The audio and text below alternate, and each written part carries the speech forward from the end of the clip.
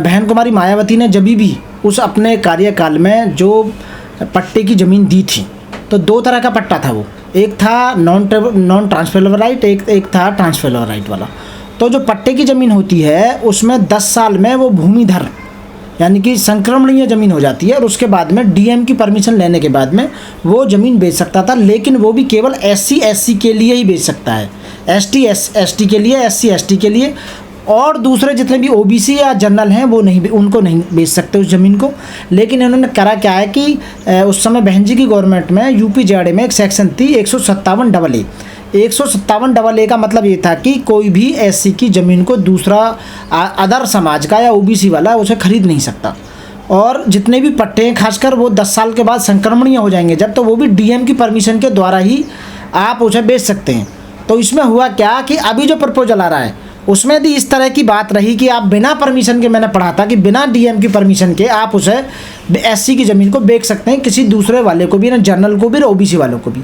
ये बहुत गलत हो रहा है। ये SCओं के खिलाफ में पूरी तरह से षड्यंत्र रचा जा रहा है। पहले तो SCओं पे, STओं पे ज़मीन नहीं है उत्तर प्रदेश में, ऊपर से यदि किसी पे हैं भी तो वो जब दूसरे लोग खरीदने लगेंगे, अब तक तो पाबंदी लग रही थी उस ज़मीन पर, तो कम से कम जो आने वाली जनरेशन थी उस ज़मीन का कुछ फ़ायदा उठा सकती थी, उससे अपने फ्यूचर को बना सकती थी। लेकिन अब कुछ लोग, पहले तो इन्होंने हमारे लोगों के घर के आसपास या बस्तियों के आसपास ठेके खोले, शराब ठेके, उन्हें नशे में डाला, और जब नशे में डालेंगे तो वो उनकी ज़मीनों को भी खरीदेंगे। तो ये जो अभी प्रपोजल आ रहा है ये पूरी तरह से गलत है और SC और STओं के खिलाफ है पूरी तरह से। साथी नहीं, कहा जा रहा है कि जो SC की ज़मीन की कम कीमत लगती थी वो अब बढ़ जाएगी। ऐसा नहीं है, कम कीमत नहीं लगती थी। कीमत क्या होता था कि SC की ज़मीन को वो ही ले सकता था। वो क्या करते थे कि ऐसे आदमी को ढूंढते थे जिस पे 16.5 बीघा ज़मीन से ज़्यादा होती थी।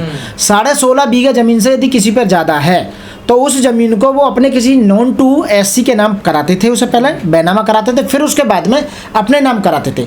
तो इसका मतलब उन्हें डबल बैनामा कराना होता था, तो जिसकी वजह से उनकी डबल अमाउंट वहाँ खर्च होता था बैनामे में। तो इसलिए SC की कीमत, जो ज़मीन की कीमत को कम आंकते थे वो, कि भाई हमें डबल बैनामा कराना है। लेकिन अब उन्होंने डायरेक्ट कह दिया कि आप डायरेक्ट खरीद सकते हैं। लेकिन बात खरीदने बेचने की नहीं है, बात यह है कि आप किन समाज के साथ, किस संप्रदाय के साथ, किन लोगों के साथ सरकार जानबूझकर साजिश रच रही है ताकि इन लोगों को और गरीब बनाया जाए, ताकि इन्हें भूमिहीन बनाया जाए।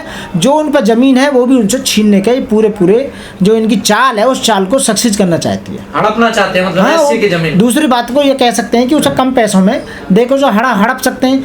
आप एक बात बताइए, पहले से चला आ रहा है कि जो गरीब आदमी है उसे ब्याज पे पैसे देते हैं, 2-4 लाख रुपए ब्याज पे पैसे देते, फिर ब्याज पे लगाने के बाद में एक स्टेज ही आ जाती है, कहते हैं कि आप जो अपनी ज़मीन हमारे नाम कर दो। तो अब जब डायरेक्ट नाम हो जाएगी, इस तरह का प्रपोजल रखा जा रहा है, तो ज़मीन आराम से ले सकते हैं वो SC की ज़मीन। कि जितने भी गुंडे या माफिया या वो तो करते ही करते हैं, बात ये कि सरकारें क्या कर रही हैं।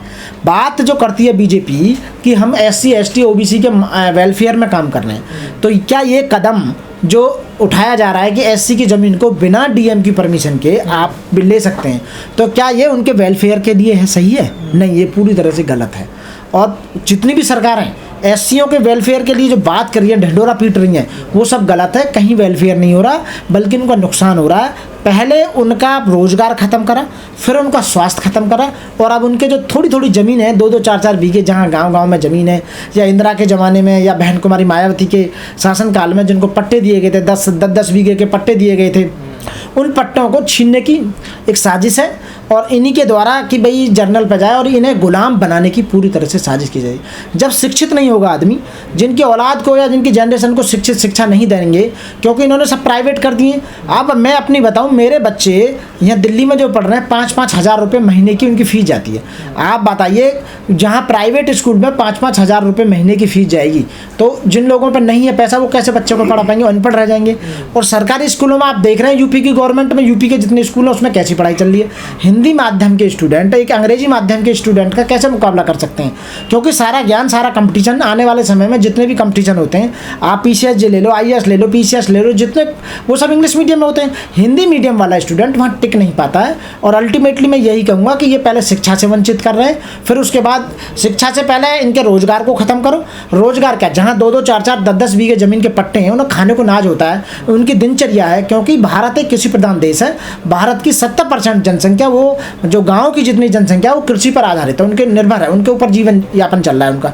जब उस ज़मीन को भी जर्नल वालों को दे दिया जाएगा और उसके बाद फिर उसी ज़मीन में उनको नौकर बना दिया जाएगा, साझे पे उनको कराएंगे भाई, तिहाई चौथाई जो भी है उनका जो चलता है, शोषण बढ़ेगा, शोषण रहेगा।